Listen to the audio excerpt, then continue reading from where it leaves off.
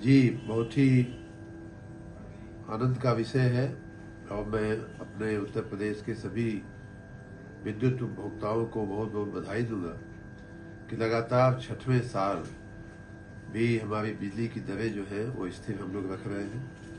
6 साल में दुनिया का कोई ऐसा सामान नहीं होगा, कोई ऐसी सेवा नहीं होगी जिसकी कीमत में वृद्धि न हुई हो, लेकिन हम लोगों ने लगातार छठवें साल बिजली की दरें यथावत रखी है। कोई वृद्धि नहीं, 1 रुपए की भी, 1 पैसे की भी वृद्धि हम लोग नहीं कर रहे हैं।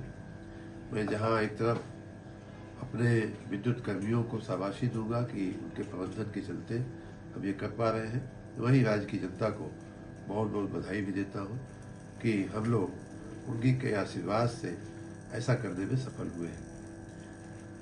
बिजली की जो दरें हैं वो यथावत हैं 6 साल से। इतना ही नहीं, हम देश के पहले राज्य ऐसे होंगे जिसमें 6 साल से कोई वृद्धि नहीं हुई। साथ ही शायद हम ऐसे भी राज्य हैं कि जहां जो घरेलू उपभोक्ता को बिजली की दर देनी पड़ती है वो देश में सबसे कम है।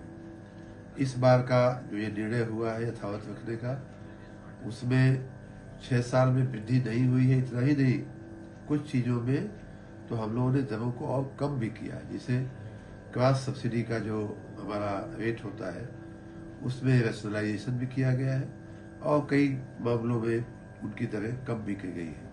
उसी तरह से एक ग्रीन एनर्जी टैरिफ होता है, जो बड़ी कंपनियां, कमर्शियल वेंचर्स को अपनी प्रोडक्ट को विदेशों में बेचने के लिए ग्रीन एनर्जी के उपयोग का उनको एक कमिटमेंट होता है, सर्टिफिकेशन होता है।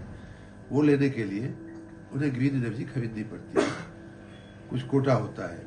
वो ग्रीन एनर्जी लगभग 30-34 पैसे हम लोगों ने सस्ता किया है। इतना ही नहीं, अब हम लोगों ने ये भी अलाउ किया है कि लो वोल्टेज वाले जो कस्टमर हैं वो भी अगर ग्रीन एनर्जी से प्रभावित होकर के ग्रीन एनर्जी अगर उपयोग करना चाहते हैं तो उनके लिए भी हमने दरें निर्धारित कर दिया है। तो इस प्रकार न सिर्फ हम यथावत रख रहे हैं बिजली की दरों को, न सिर्फ हम सस्ती रख रहे हैं, बल्कि भविष्य की जो जो बातें हैं जैसे क्लाइमेट चेंज और इस तरह की जो खतरे हैं उनको भी मिटिगेट करने के लिए हम लोगों ने बिजली की दरों को और भी, ग्रीन एनर्जी की दरों को और भी कम भी किया है। यथावत भी रखा ज़्यादातर और कुछ हद तक कम किया।